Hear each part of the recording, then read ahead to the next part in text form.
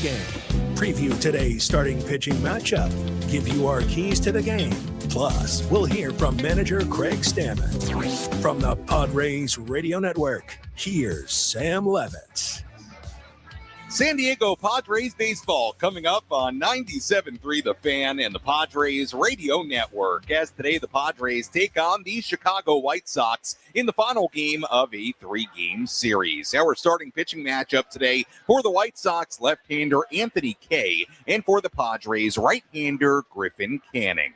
Hi again, everyone. Sam Levitt with you from inside the loft here at the Western Metal Building at Petco Park. First pitch coming up at 1:10 p.m. Coming up in the next 50 minutes, we have a lot to do. You'll hear, as always, from Padres manager Craig Stammen. I go one-on-one with White Sox radio analyst and former Padres outfielder Darrin Jackson. We're joined by Gwynn Jr. in just a little bit, our keys to today's game, and much, much more. But first, it's time to set the table, brought to you by Fraser Farms Market. Set your table with the highest quality of natural and organic products from Fraser Farms Market, a San Diego original since 1971, with 3 locations, La Mesa, Vista, and Oceanside, and at FraserFarmsMarket.com. Padres entered today 19-13. They've lost 4 in a row, 5 of their past 6 games. Padres going through a little bit of a rough stretch right now here at the end of April and early May. The White Sox, meanwhile, have won 5 in a row. They look to move to 500 today. They come in 16-17. Looking to move to 500 for the first time since being 2-2 last season. If they win today, It would also be the first time the White Sox are at 500 or better at least 34 games into a season since 2022. It's been a rough go of it in Chicago the last few years, but this White Sox team playing a lot better in the early part of this season. Speaking of this White Sox and Padres series, we had the middle game of this series last night here in downtown San Diego. Let's quickly rewind. Did you miss what happened in the last Padres game? Let's take a look back with our Padres Rewind on the Padres Radio Network. We had a pitcher's duel last night. Michael King and Sean Burke matching zeros. Both right-handers had to work out of trouble in the first 5 innings. The White Sox had the leadoff man on in the second, a one-out base runner in the third, a one-out base runner in the 5th inning. They did not score against King. Padres put a runner on base in the first. They put 2 on with 1 out in the second. They put 2 on with 1 out in the 5th inning, but they did not score against Burke. So King was at 65 pitches through 5 scoreless innings. Burke was the same thing, 5 scoreless innings at 67 pitches. We had a 0-0 game going to the 6th inning. King recorded the first out of the inning, but he then walked the number 9 batter, Tristan Peters. Andrew Benintendi singled after a ground out moved the runners to second and third. It was the White Sox, Miguel Vargas. Now the 2-0 pitch.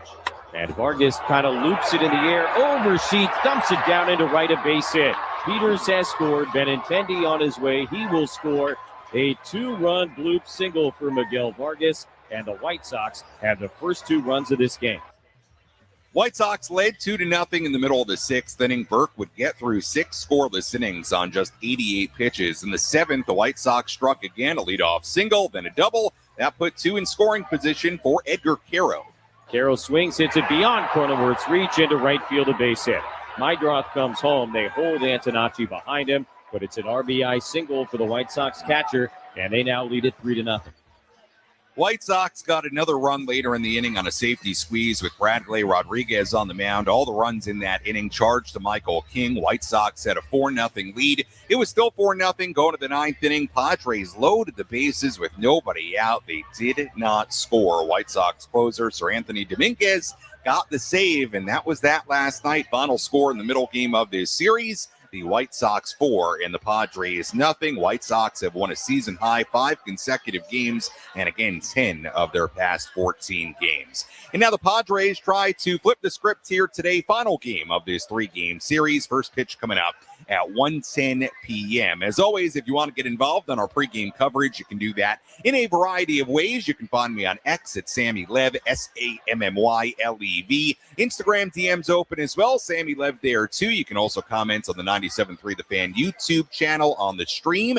Let me know who you are, where you're tuned in from, and if you want to give me a key to today's game, how do the Padres snap this 4-game losing skid? Let me know what is your key to the game, and I may just read your key to the game live here on the air. Let's go inside the Jerry Coleman Broadcast Center.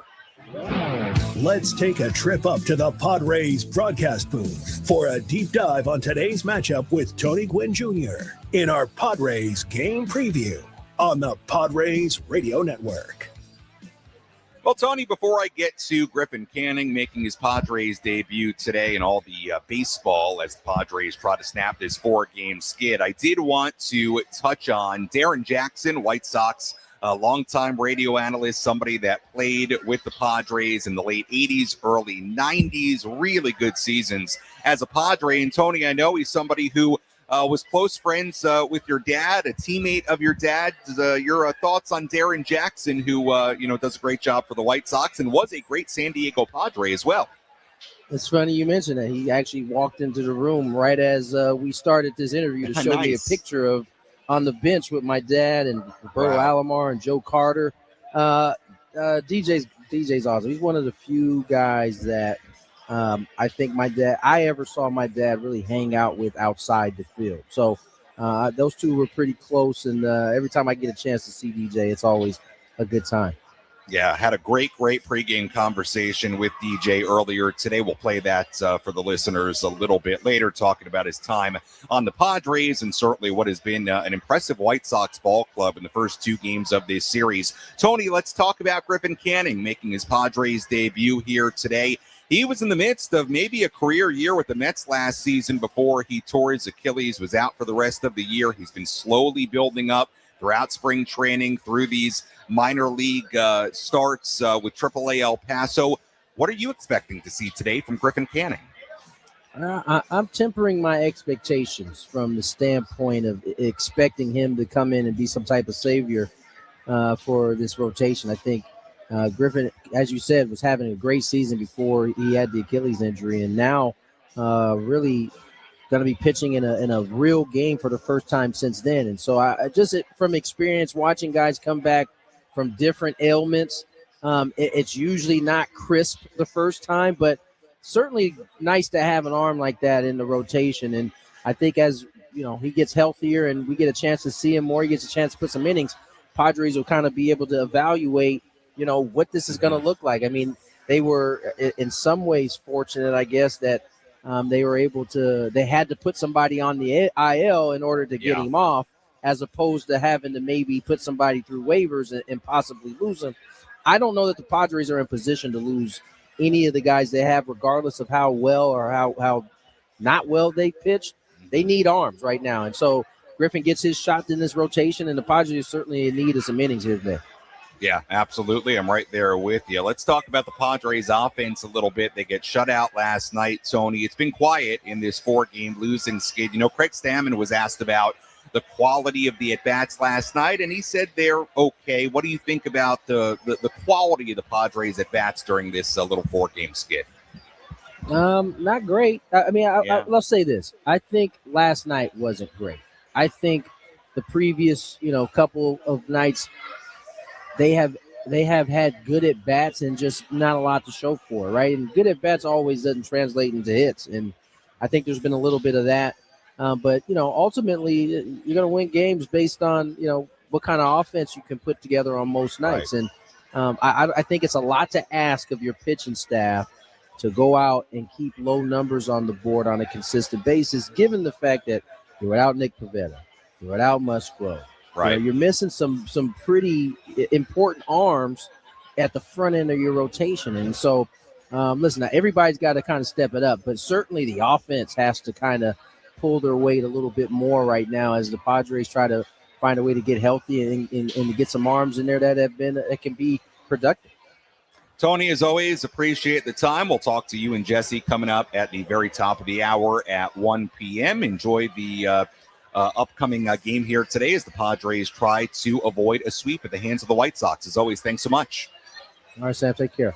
All right, Tony Gwynn Jr. joining us on our EcoWater SoCal Padres pregame show here on the Padres Radio Network. A lot of good stuff there from Tony. Yeah, it'll be interesting to see what Griffin Canning gives the Padres here today. Look, it's his season debut. You would imagine, well, I'm not going to speak for Griffin here, but you would imagine there's a possibility that there would be a little bit of rust to shake off as far as pitching at the major league level. He only threw 68 pitches in his last rehab outing. So it's not like Griffin Canning's going to go out there today and give you 100 pitches. So depending on how efficient he is, how effective he is, it could be a day of heavy lifting for the Padres bullpen. All those things to keep in mind as Canning makes his Padres debut. Ultimately, a very good thing that Canning is back from the injury, making his debut here today, and he'll try to slow down what has been a red-hot White Sox team. White Sox come in looking for a 6th consecutive win. When we come back, we hear from Padres manager Craig Stammen. Again, a little bit later, I have a great pregame conversation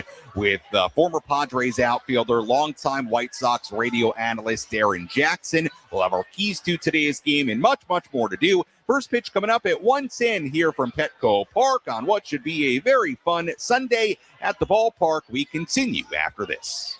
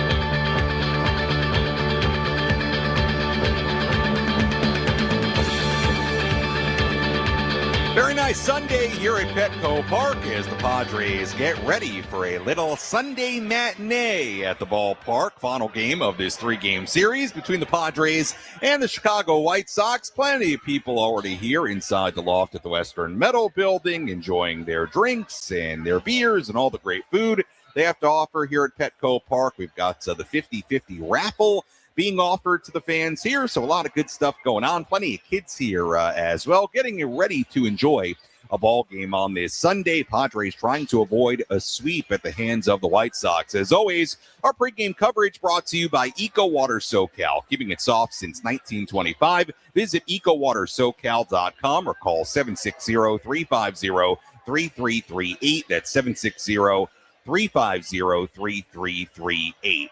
As we get ready for today's game, let's hear from Craig Stammen. Let's pull up a seat in the manager's office and hear from Padres skipper Craig Stammen. Served up by Sinley Food. If you've had better chicken, you must be a rooster. Day game after a night game, so no pregame media availability for Craig Stammen today. So we'll revisit what Craig had to say after yesterday's 4-0 loss for the Padres against the White Sox. Offensively, it was not a great day for the Pods. They went 0 for 7 with runners in scoring position. They left 8 on base. Didn't have a ton going offensively. Again, an opposing starting pitcher, Sean Burke, went deep into the game against them. He went 6 shutout innings. We'll talk a little bit more about that issue in particular during our keys to today's game. Padres did load the bases in the 9th inning, down by 4 runs with nobody out, but they did not score. Here was what Craig Stammen had to say after yesterday's 4-0 defeat. You had the bases loaded with no outs in the bottom of the 9th, and you guys weren't able to push a run across. How do you process that opportunity that you guys weren't able to capitalize on? Yeah, I think too little, too late kind of thing right there. We can't dig ourselves a hole and then expect to come out of it every time. So, while we did a good job there in the 9th inning, we got their closer in the game. That was a win in itself, but, it doesn't win you the baseball game, which is the ultimate, what really matters. What did you think of Michael King's day today? I thought he pitched all right. I think that 2nd inning, he just, he kind of labored through that one, but got out of it. Campy kind of helped him out, throwing the guy out at 2nd. And then he kind of cruised, kind of thought he was rolling a little bit, walks the leadoff guy in the 6th.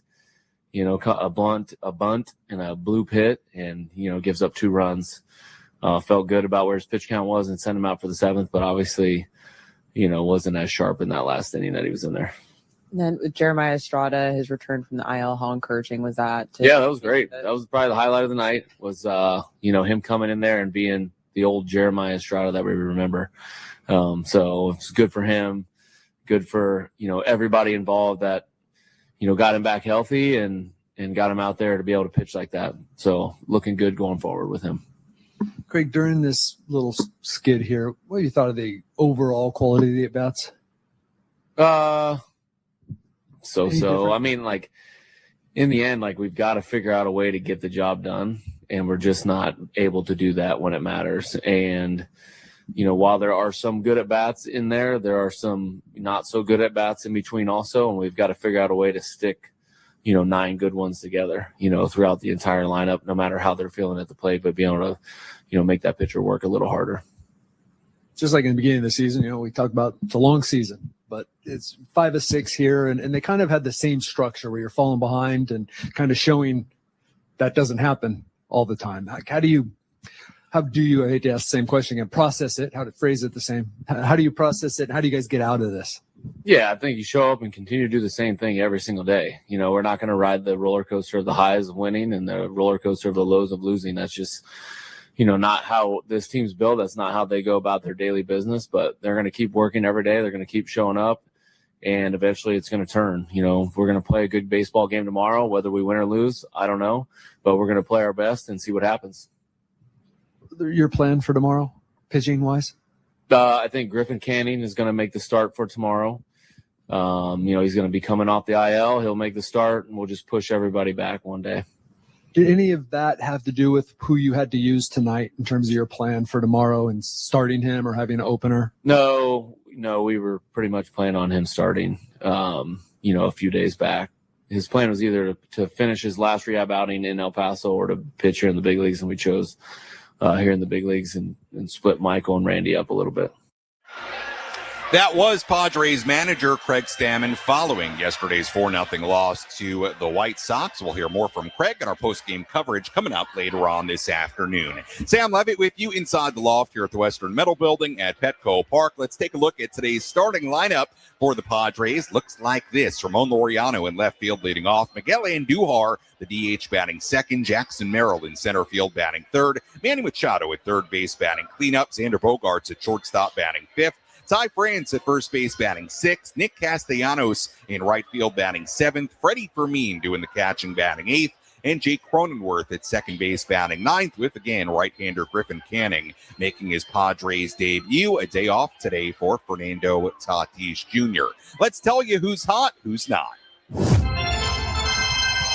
Which player is locked in at the dish? Who needs to step up their game? This is Who's Hot, Who's Not. Presented by ASAP Drain Guys and Plumbing, a division of Anderson Commercial, your full-service plumber serving San Diego County. In the hot category today, we take a look at Miguel Andujar. His last 11 games, Andujar batting .357 with 5 extra base hits and 6 RBIs. Andujar now batting .320 on the year with 8 RBIs. He's been very, very good for the Padres early on this season. The not category, well, Xander Bogaerts had been swinging the bat so well entering the early part of this week, but Bogey now 0 for 10 in his last 3 games. And that's a quick look at who's hot, who's not, as we get ready for first pitch coming up at 1:10. Let's take you around the horn. Let's examine the most important news and the latest information you need to know in the world of Major League Baseball. Sam Levitt takes you around the horn. Presented by Valley View Casino and Hotel. Get ready for Major League winning when you join Valley View Casino and Hotel's Players Club and receive over $200 in free instant offers. Visit valleyviewcasino.com to learn more today.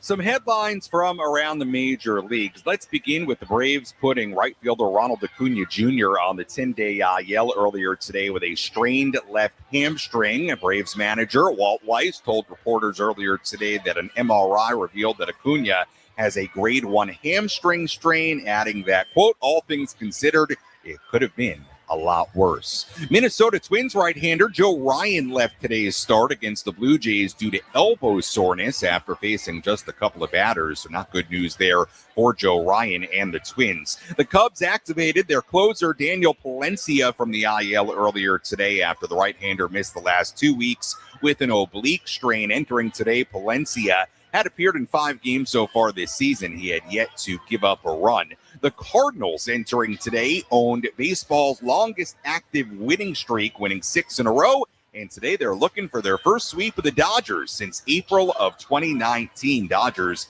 have also lost 4 in a row. There's a pretty interesting National League West note that I'm going to give you later as well that I saw last night. And finally, Spencer Strider making his 2026 debut today for the Braves after missing the first month of the season with an oblique strain. He gets the ball today at Coors Field, where the Braves go for a series sweep. And that's a quick look at some headlines from around the major leagues. When we come back, I go one-on-one with former Padres outfielder Darrin Jackson, who has been a longtime broadcaster for the Chicago White Sox. Plus, we have a full look at the out-of-town scoreboard, our keys to today's game, a look at Griffin Canning, who makes his Padres debut, and much, much more. But first, I go one-on-one with Darrin Jackson, the former Padre, when we come back on the Padres Radio Network.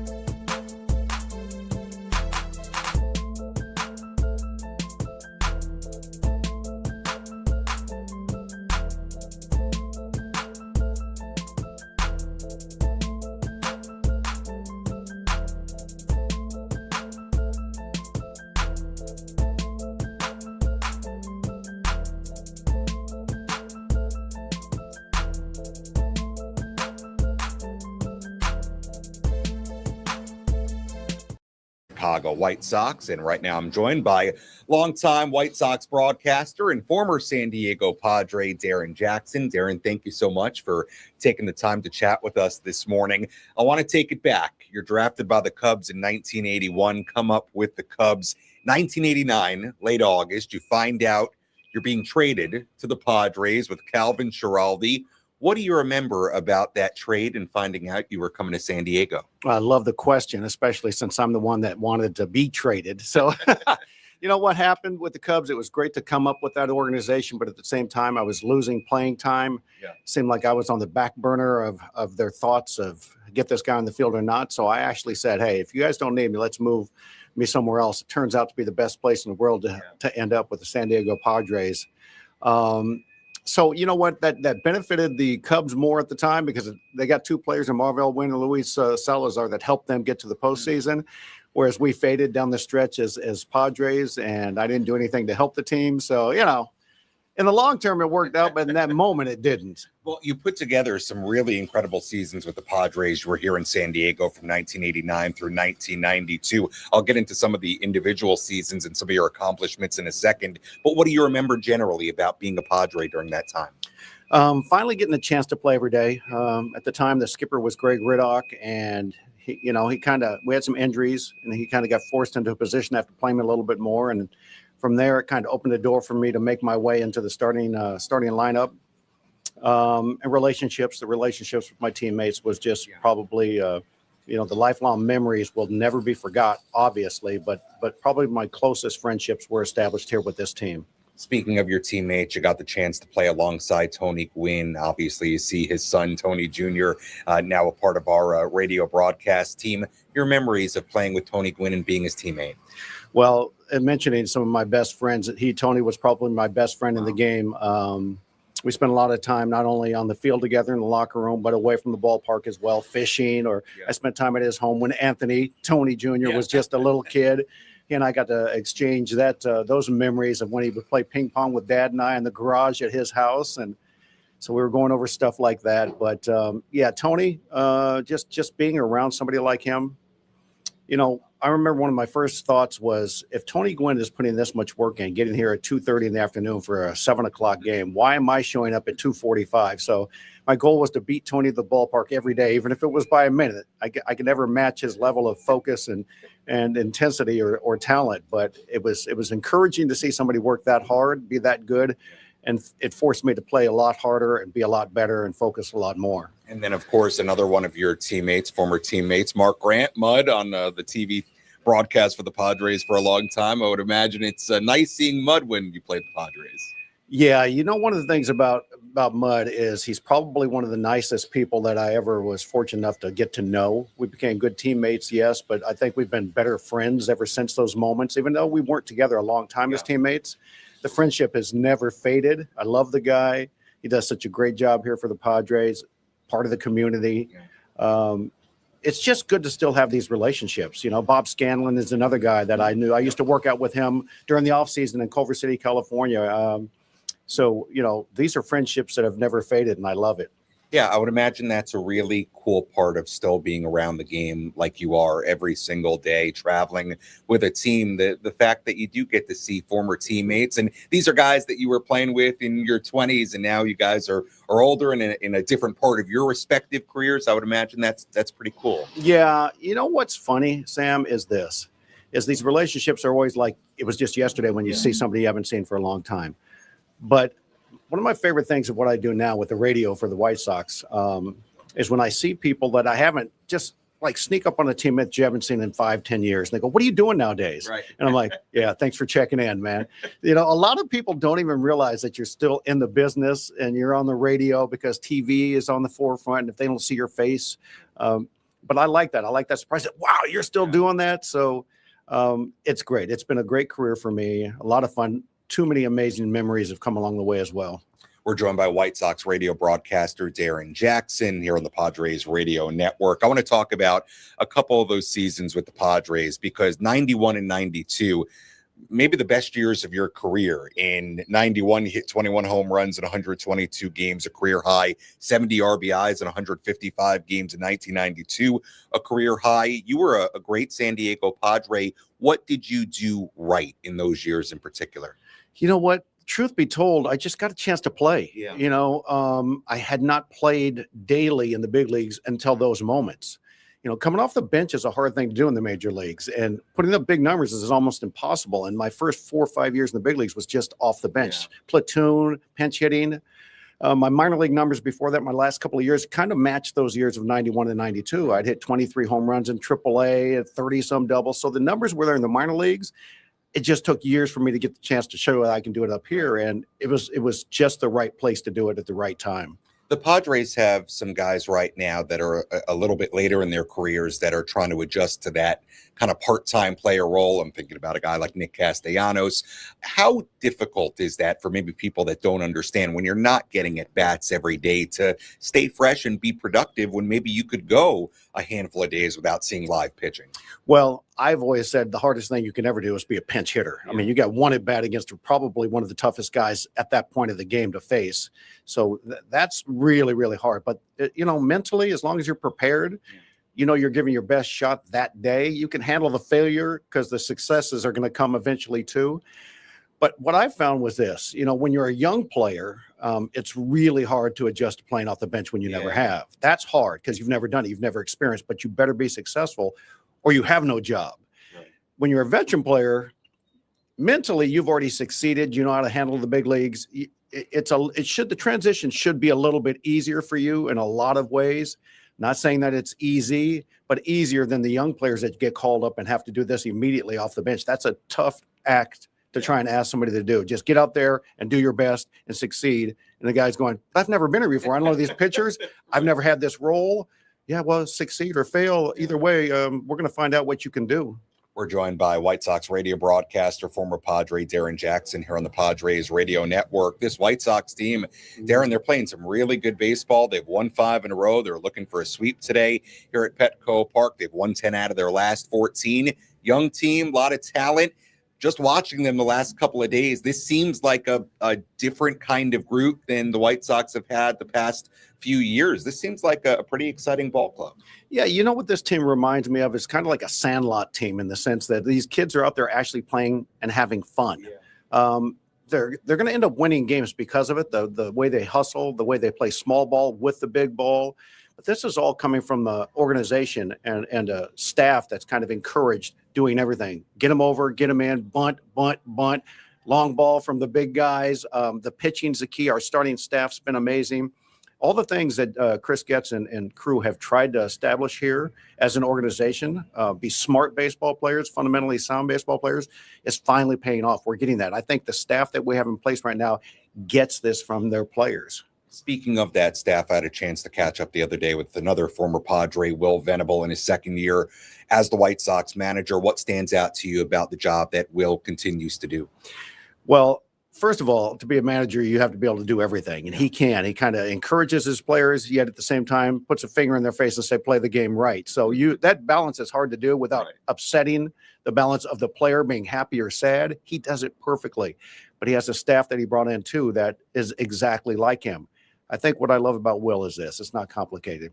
He demands that his players play the game the right way at a certain level and a certain pace, and they're all buying in and they're doing it. So that makes his job a lot easier. When he's telling this is how we're going to do it, he enforces this is how we're going to do it, and then they're actually doing it. Darrin, this was fantastic. Great memories about your time as a San Diego Padre. Great insight on the White Sox as well. Appreciate the time. Have a great broadcast today. Great rest of the season for you in the booth, and we'll talk to you again down the road. Thanks so much. Thank you for the pleasure, Sam. This has been great. Who's in? Who's out? This is the Bada Fulkerson Injury Report, presented by San Diego's Bulldog Injury Attorneys, who hope you're never in an accident. But if you are, make Bada Fulkerson the first call you make. Hit them up 24/7 at badafulkerson.com.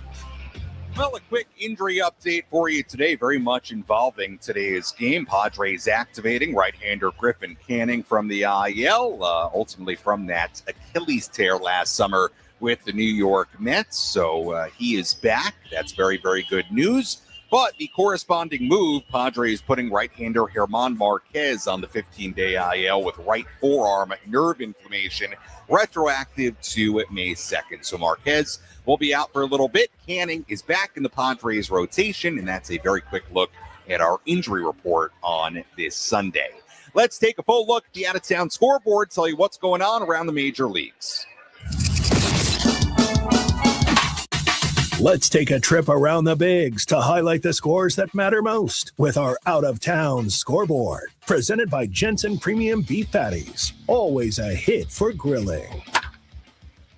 We have a handful of finals around the major leagues already today. Twins beat the Blue Jays 4-3 in Minnesota. The Pirates blanked the Reds 1-0 in Pittsburgh today. Games going on right now. Orioles and the Yankees are tied at 3 in New York in the 6th inning. Astros and Red Sox tied at 1 in the 7th at Fenway. Nationals 3, Brewers 1 in D.C. in the 9th inning. Phillies ahead of the Marlins in Miami 7-2 in the 7th inning. Giants lead the Rays 1-0 in Tampa Bay in the 8th inning. Dodgers ahead of the Cardinals 3-0 in St. Louis in the 6th inning. Cubs 3, Diamondbacks 2 in the 5th inning in Chicago. Braves leading the Rockies 3-1 in Colorado in the 2nd.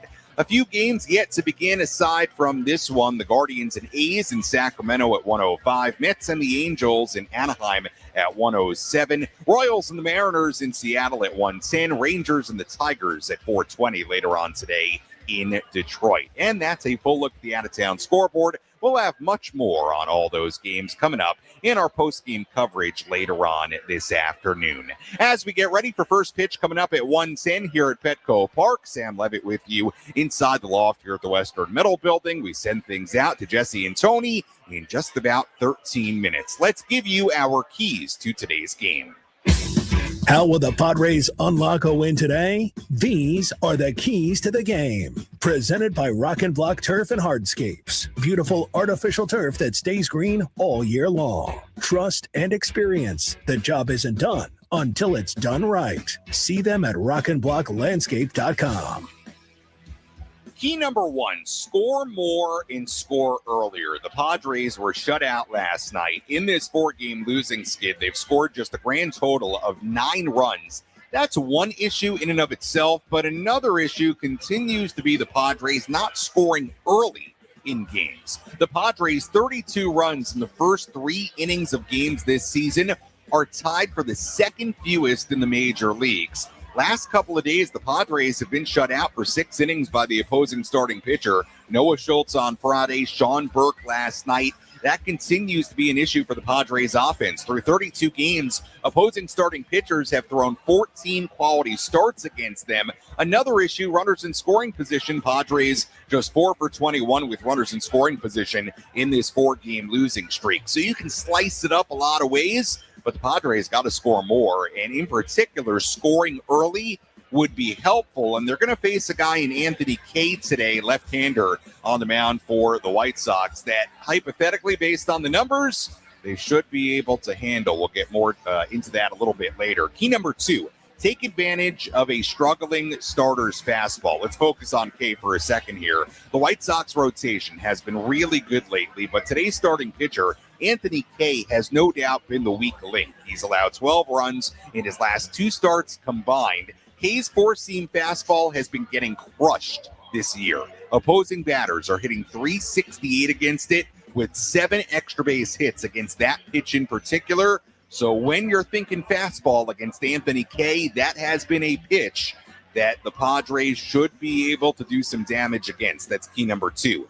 Key number 3, don't let the White Sox cash in. The White Sox are 11 for 33 with runners in scoring position during their 5-game win streak. That's, of course, a .333 batting average in that span in those scenarios. And look, the White Sox have a lot of hot hitters right now. Miguel Vargas is hitting .276 with 5 home runs, 10 RBIs, 13 runs scored during this 15-game on-base streak, although Vargas not in the lineup here today for the White Sox. Colson Montgomery hitting .296 with 6 home runs, 13 RBIs, and 10 runs scored in the midst of a long on-base streak as well. Munetaka Murakami hit the home run on Friday night. He's slugging .672 with 9 home runs and 17 RBIs in 18 road games this season, and enters today having the major league lead in home runs with 13 total on the year. And after going 1 for 15 to begin his major league career, Sam Antonacci's hitting .364 with 5 extra base hits and 7 RBIs in his last 11 games. So the White Sox are scoring, they're hitting, they're playing good baseball. Do not let that offense continue to cook here today, and obviously a lot of that will fall on the shoulders of today's starting pitcher, Griffin Canning. And that's a look at our keys to today's game. Speaking of right-hander Griffin Canning, we'll dive deeper into Canning, who makes his Padres debut here today on this Sunday at Petco Park. Our pregame coverage continues from the Western Metal Building after this.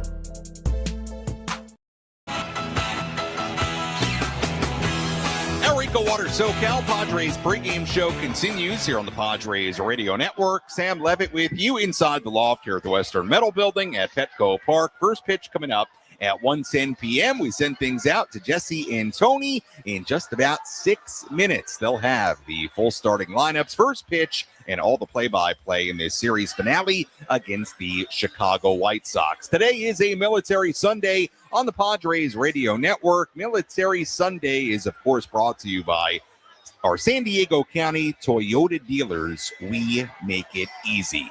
Let's tell you what to watch for in today's game. What's the one thing Sam Levitt will be keeping his eye on in today's game? This is What to Watch For, presented by Genesis Home Improvements, San Diego's trusted painting, roofing, and window company. Save 15% today on a new beginning for your home. Visit GenesisHomeImprovements.com.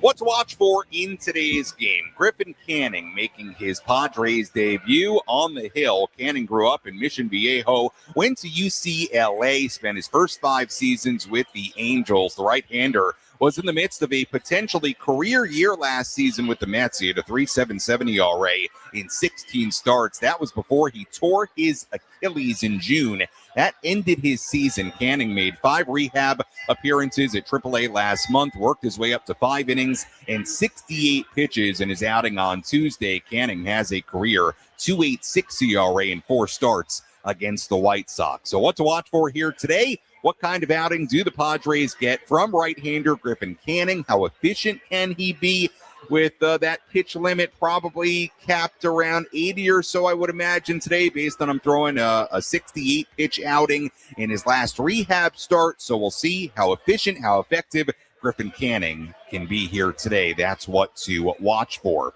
On the other side of this pitching matchup for the White Sox, left-hander Anthony Kay will make the start. Kay has had a pretty up-and-down season so far, a 6.12 ERA so far this season. As we said, 12 runs given up in his last couple of starts. The four-seam fastball effectiveness has not been great this season for Kay, and hypothetically, it should be somebody the Padres can do some damage against here today. We shall see, and that's a look at our starting pitching matchup today. Griffin Canning for the Padres and left-hander Anthony Kay on the mound for the White Sox. As always, thank you for listening to the EcoWater SoCal Padres pregame show here on 97.3 The Fan and the Padres Radio Network. Let's set the table one more time for you as we get ready for the final game of this homestand. Padres come in 19-13. Padres looking to snap a 4-game skid.